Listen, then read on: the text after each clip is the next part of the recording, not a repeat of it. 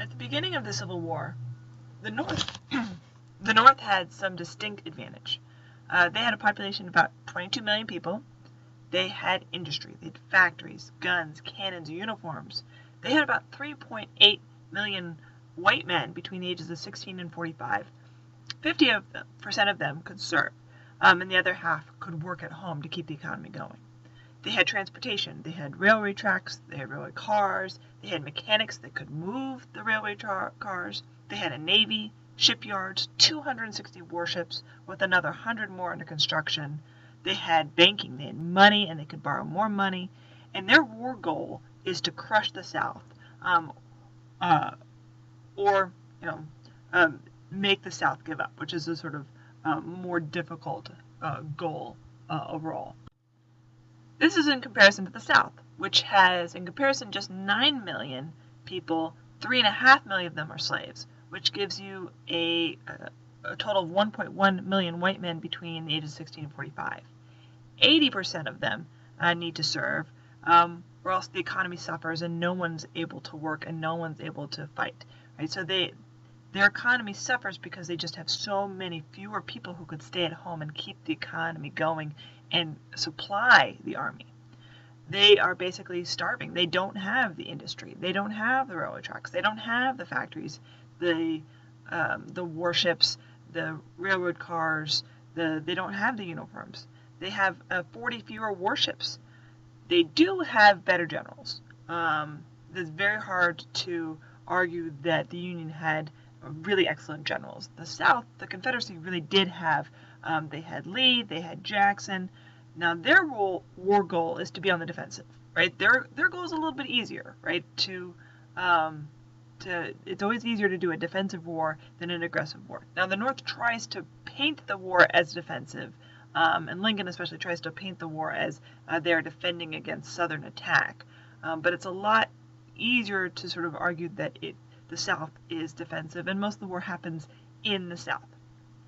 Now the Civil War is considered the first modern war because it's the first time that two massive industrialized armies meet on the battlefield.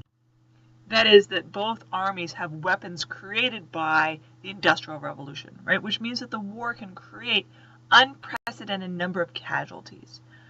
Almost 700,000 Americans died fighting during the Civil War, right?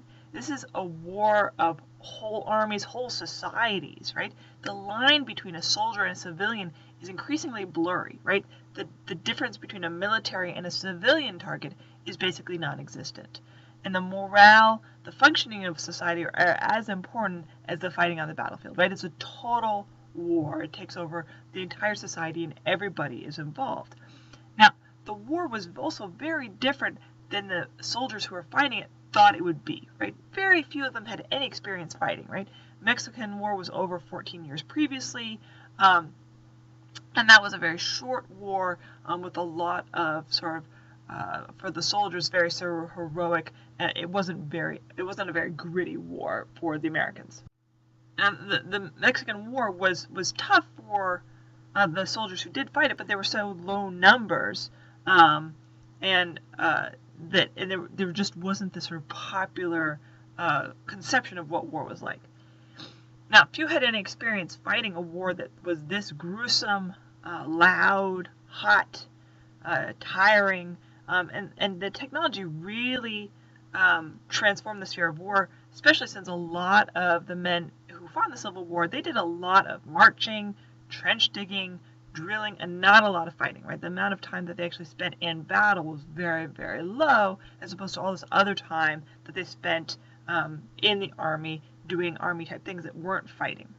So the technology really transformed the sort of what war was like. Railroads, they can transport troops, and the railroad depots become military targets, right? So that all of a sudden where you fight changes. Ironclad warships transforms naval warfare. Telegraphs aid military intelligence. Observation balloons, hot air balloons, help maneuvering.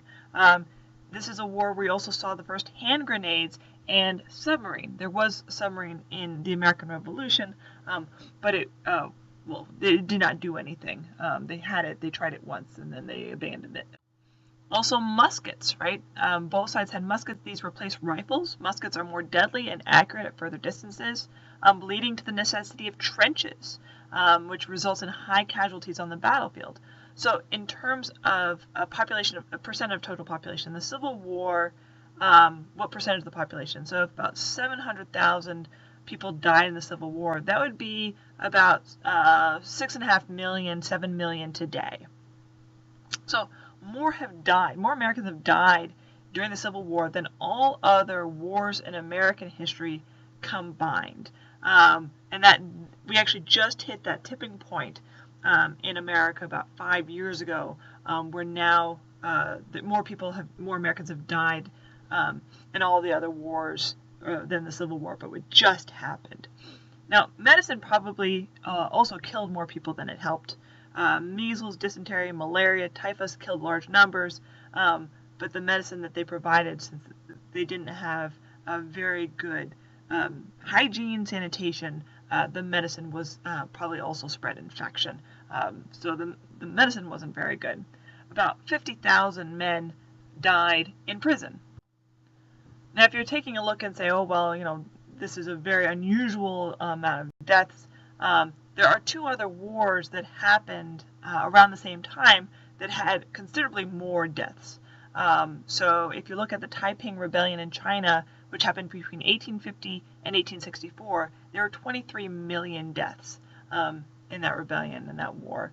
And then in the War of the Triple Alliance in Argentina, Brazil, and Uruguay against Paraguay, killed half of Paraguay's population of 525,000.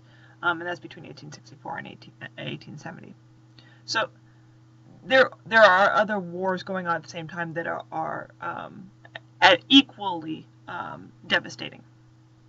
But this was also the first war in America where the scenes of the battlefield were brought home to the civilians, where photographers went to the battlefield, took pictures of the dead, they took pictures of the battlefields. Artists and writers memorialized the battles to sort of stir patriotic organizations. Newspaper quickly printed the names of dead the day after battles happened. So the war seemed to come home in a way that other wars had not, even when they took place on American soil.